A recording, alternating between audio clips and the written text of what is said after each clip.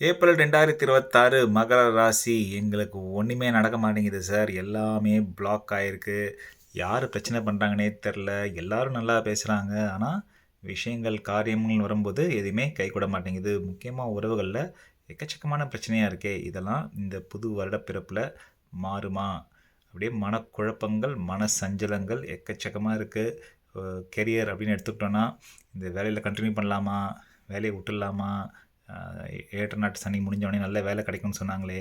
நெறைய அப்ளை பண்ணிட்டேன். கடைசி 1 வருஷமா புது ஜாப்ஸோ, இல்ல வேலை மாற்றமோ இன்னும் வரல. அப்படின்னு சில பேருக்கு இன்னும் ஒரு கேள்விக்குறியான வாழ்க்கையிலேயே தொடர்ந்து கொண்டிருக்கிறது மகர ராசியோட ஒரு பயணம்.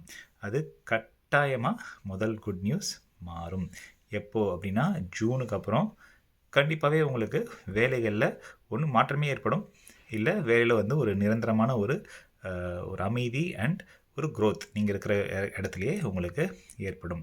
அ இப்போ சொந்த தொழில் பண்ணிட்டு இருக்கேங்க. பிசினஸ்லாம் லாஸ தாண்டி கீழ ஒரு 250 அடிக்கு கீழ புதைஞ்சு நாங்க கிடக்கோம் அப்படின்றவங்களுக்கு கூட கண்டிப்பா ஒரு நல்ல செய்திகள், நல்ல முன்னேற்றங்கள். திடீர்னு நமக்கு ஒண்ணு ஞாபகம் வச்சுக்கணும் மகர ராசி.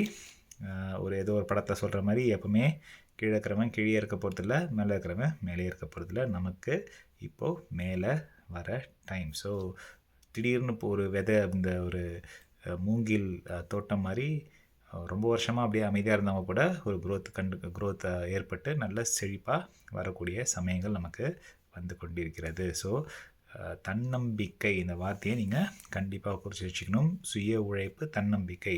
உங்களோட முக்கியமான எதிரி யார் தெரியுமா? கடைசி 5 வருஷமா கேட்கறதுக்கு கஷ்டமா இருக்கும். அது நம்மளே தான் மகர ராசி.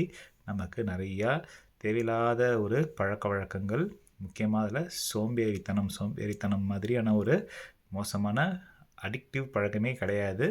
அதனாலேயே நெறையா பேரோட வாழ்க்கை, கெரியர் ஒரு கேள்விக்குறியா இருக்கு. ஸோ முதல்ல நம்ப ஆக்டிவா இருக்கணும், ப்ரோஆக்டிவா இருக்கணும். நமக்கு வேண்டியத ஞாபகம் வச்சுக்கோங்க. வெளில தடையே கிடையாது.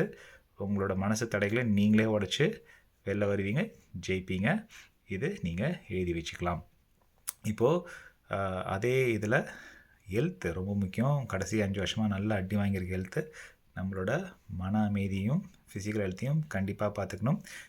கண்டிப்பா சனிக்கிழமைகள்ல அனுமார் கோவில் பக்கத்தில இருந்ததுன்னா, கண்டிப்பா அனுமார வந்து ஒரு 9 வாட்டி வலம் வர்றது ஒரு நல்ல செழிப்ப தரும்.